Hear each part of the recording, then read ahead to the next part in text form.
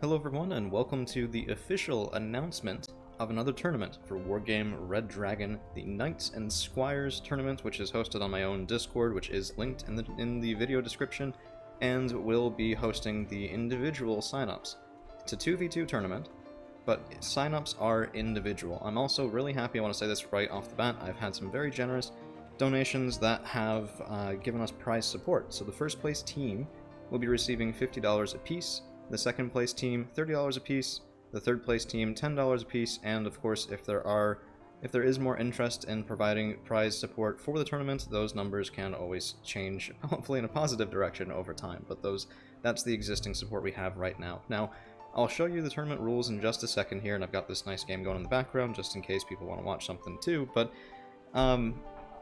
the format of the tournament is a little bit unique. For those of you who are familiar with the Blitzwar Community Adopt a Noob tournament, or my previous 3v3 tournament, where there were skill limits placed on each team, and then for the Adopt a Noob tournament, more experienced players were paired with less experienced players. That same sort of bracketing is what's going on here. So let me give you an example. If we have 10 colonels sign up and 10 sergeants sign up, then we'll have 10 teams of 1 colonel and 1 sergeant, and of course it won't quite be this clear, and for that reason I'm not participating in this tournament, because it will be my job as the host to try to pair up the teams as evenly as possible. Now, when I say as evenly as possible, I want everyone to have the ability to join this tournament and think, wow, my team has a chance of winning, we have the ability to do this. It's not just something where you're going to roll in against a team of 2 Brigadier Generals, and if you're anything less than, say, well, one of the higher ranks, it's just not realistic. So that's why we're doing the team pairing like this. I'm putting this out here because I know that there are going to be some new players who might feel a little intimidated about there being a guaranteed experienced player in each team. I know there are also going to be some experienced players who might prefer the teams that they're used to and the players that they're used to, and so I'm asking you all right now, please, please, please consider signing up for it, give it a chance, give it a try, and I hope that we have a lot of interest and can generate a really nice tournament for people. And there is another section to it as well. So the example I just gave of if there are 10 signups for Brig Gens and 10 colonels and 10 sergeants, well, what if there are 20 colonels and 10 sergeants? Well, we're not just going to leave 10 people who signed up not able to play. In addition to the 2v2 bracket, there is going to be an overflow 1v1 single elimination tournament bracket that is there specifically for overflow. So the thing about this is that if there are way too many experienced players signing up compared to newer players, well, then there will be an experienced 1v1 tournament bracket. If there are way too many new players signing up, well, that's okay. There will be an overflow 1v1 tournament bracket that's restricted to newer players. So depending on the asymmetry in signups, we'll also have a 1v1 tournament that is a much closer range of skill than it otherwise would be.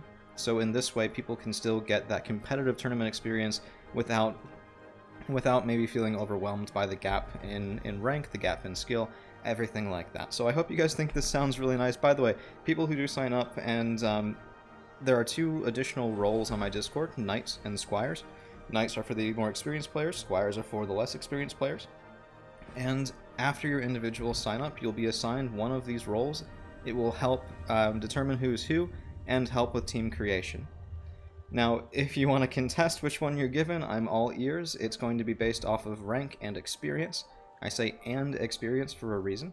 If we have people who have 4,000 games and have never touched a game of ranked and they're a private, this is clearly different from somebody who just made it to corporal and has 20 ranks games and 200 public matches. So it's going to be the best of a holistic approach to team creation, and well, I won't be the only person making that decision either. I have a couple people I'm going to ask, and whose experience and knowledge I will rely on to hopefully make the best, hopefully most balanced tournament experience that we possibly can. So, with all of that said, let me go ahead and show you guys the rule set here.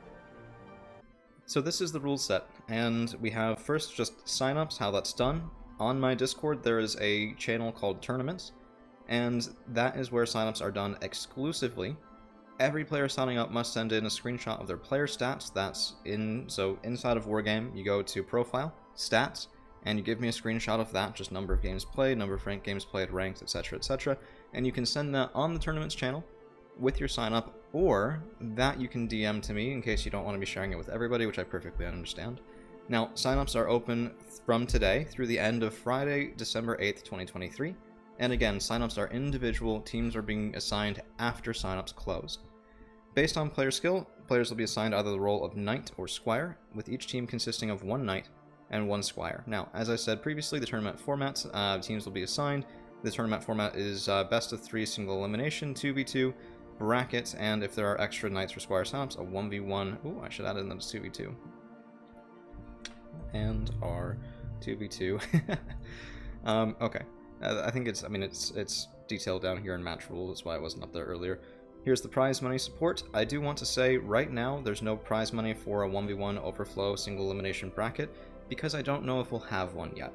So the second that's established as a thing, if it is established as a thing, then I will do my best, even if it means money out of my own pocket, to have some prize support there. That way people can play for something in addition to first place. So the match rules, 2 players per team, 2,000 starting points, conquest, 40 minutes, the whole usual deal. I do want to emphasize there are no maps that are banned here. I expect people to talk to each other and decide on what maps they want to play. If you can't, I'll pick, and I don't recommend that. So please, please, please just be reasonable, figure out what you want to play, what your opponent wants to play, and if there really is just no agreement, let me know, I'll sort it out. No decks are restricted, but there are some really important rules here as well, dealing with helo rushes, as well as blind bombing and artillery. So the way that these are phrased is a little bit particular, and I'll try and simplify it as much as I can. And we'll go backwards, actually. Helo rushes are defined as more than 300 points of helicopters per player and or per flank, prior to after 5 minutes since game starts. This is written as prior to 35 minutes remaining on the game timer. As an example, if you guys are in setup for 5 minutes and then click start, well, that's technically 5 minutes after the game was loaded into. That's not what's meant here. I mean 5 minutes after you guys can start moving your units, everything like that. That same logic on timing is for the no blind bombing rule as well. And this is just to prevent things like, oh, it's a 2v2 game, both people take Soviets and buy 2 Smirches, and the game's over in 30 seconds. So in order to do opener artillery or bombing, each player must establish and maintain line of sight for the entirety of the bomb or artillery strike. So if you identify a target, and then you lose your recon helo, but you've already fire positioned your Smirch, I'm sorry, that Smirch can't fire until a minute has passed. It isn't very long, it's just to make sure that nobody gets truly irreconcilably demolished in the opener, because certain maps you just have to open that way, like for example Highway to Seoul. It's also in there because, unlike with the standard ranked maps where it's sort of well known, some players might know where openers go in these and some might not. It's just not an even knowledge set, so I want to avoid things like that. Additionally, only begin play when both teams are ready, and post-match it is an expectation that one player on the winning team submits the match replays. If you don't do this, I won't count the games as played because I can't see who won, I can't verify anything like this. This is an absolute requirement. As far as cheating goes, don't. I will boot you from the tournament and you will never be welcome back for future tournaments. Don't cheat. There's no point in it. Just don't do it. Any exceptions to any of the rules above, like if you guys want to say, oh, well, we want to start with 3,000 points. If your opponents agree to that, honestly, do it, man. Have some fun. But you must send to me, both teams must send to me that agreement before any games are played, and I have to sign off on it. So that way we keep things fair for everybody and for just sort of an expectation of common rules.